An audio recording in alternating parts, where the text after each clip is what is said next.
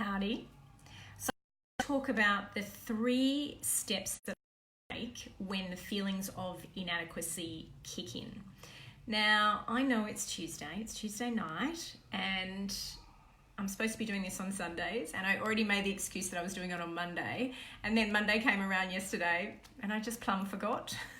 So it's my daughter's birthday today, but I thought I would jump on here, and I'm a little bit hot and sweaty because it's hot tonight, but I do want to share with you something that was really profound for me around steps that I take when those feelings of inadequacy step in, because I'm real and vulnerable like everybody else, and there are moments and times in life that really throw up the challenge and make you feel really uncomfortable. And I've just spent a week in Spain with some of the brightest minds in my area of women's health, reproductive health and infertility. Not only the brightest minds in Australia and New Zealand, but the brightest minds around the world. And it was quite an intimate group, so I think there was about 700 of us there, and this is global across 73 countries, right? So it was a great honour to be at this event. But like I said, I was surrounded by some seriously intelligent, seriously committed, seriously hardworking, bright people. And I definitely had some moments of feeling really inadequate, like things going across my mind. I don't have enough knowledge. I need to have more knowledge in this field. Why don't I have enough knowledge? Things like I'm not contributing enough, either academically or professionally. I'm not seeing enough patients. Look at that person, they're seeing double the number of patients that I am. I'm not passionate enough. I'm not committed enough. I'm just not enough. And I had to keep a really tight rein on these feelings of inadequacy, because there were definitely moments when I felt them spiraling out of control. And what I find that sometimes does, and give me some thumbs up if you feel the same, but you then start to question every aspect of self.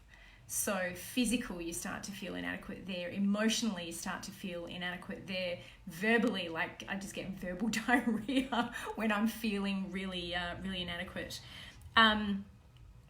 Intellectually, of course. So, and then you just start to spiral to the point where you just can't move, because every step you take, whether it be mentally in your thoughts or physically in the room, you just feel paralyzed by this sense of inadequacy. So I feel like that too.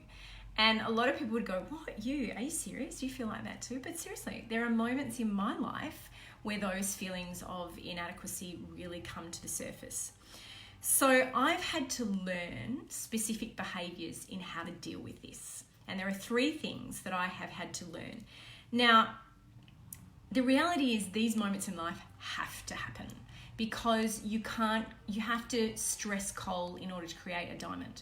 You have to go to the gym and do the work in order to create the muscle. You have to stress things in order to get the outcome. You have to feel uncomfortable in life in order to grow.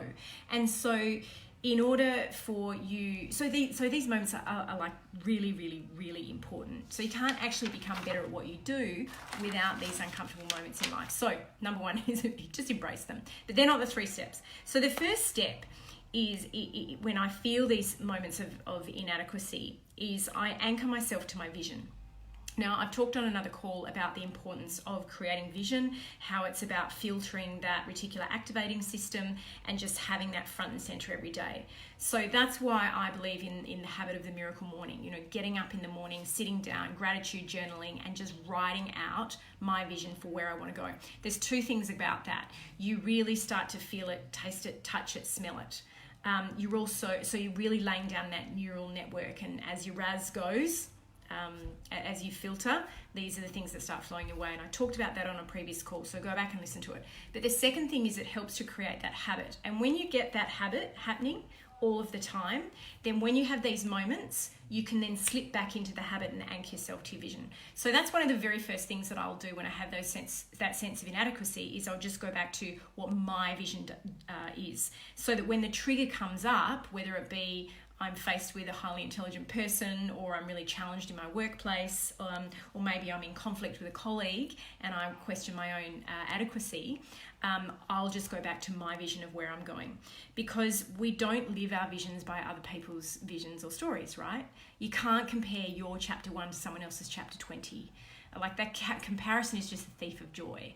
So you've just got to go back to your path and your vision and where you're going, because that's the only thing that can design your journey. So that's the first thing I do.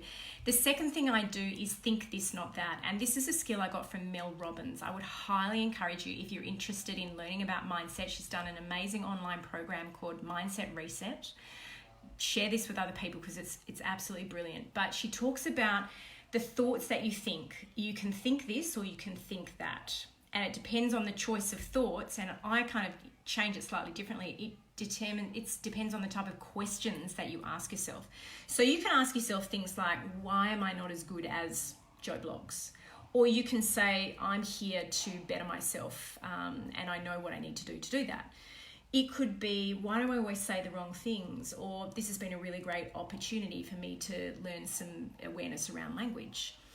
It could be, why am I not skinny enough or healthy enough like that person? Or you could turn around and say, well, I'm on my journey to weight loss, or I'm on my journey to health. Health is a journey. So it's about thinking this and not that. So it's important to reframe the question. I've talked before about the triad. So the language, the body position, and the thought patterns, and they all impact on each other. This is exactly that. So that's my step 2. I'll often reframe the question. So if I'm asking myself, why am I not good enough? I'll then turn around and say, well, I'm doing the best that I can and I'm here to learn and get better. So reframe the question. The third thing that I do is that I take some sort of action, because what I know is that doubt will always take you out of action, but action will actually take you out of doubt. So that moment where you're feeling stuck and you're in just one position and you don't know which way to go and your feelings of overwhelm and inadequacy step in, you just need to take a step in some direction. Just take one action point. So, standing still really only feeds those negative voices in the head, whereas taking some sort of action then enables you to flick the switch and start asking better questions. So, it might be you're feeling sense of inadequacy around business. Well, book a meeting with a prospect, or ring up a significant client or partner and have a discussion, or maybe organize some sort of launch. That's business. If it's about your body weight or your body image, then go and have a smoothie, or take yourself off to the gym or for a massage, or even just drink a glass of water. Like, take some sort of positive health action that's going to make you start feeling a little bit more, I can do this. If it's about your level of knowledge, I'm just not as smart as them, well, think about what you might need to go and do. Book in to do a course, or read a book, or download an article, or something like that. So they're the 3 things that I always do when I'm feeling inadequate. So the first thing is anchor to the vision, change the wording, think this, not that, or say this, not that. And I also take some sort of action step. So guys, I'm hoping that will help you.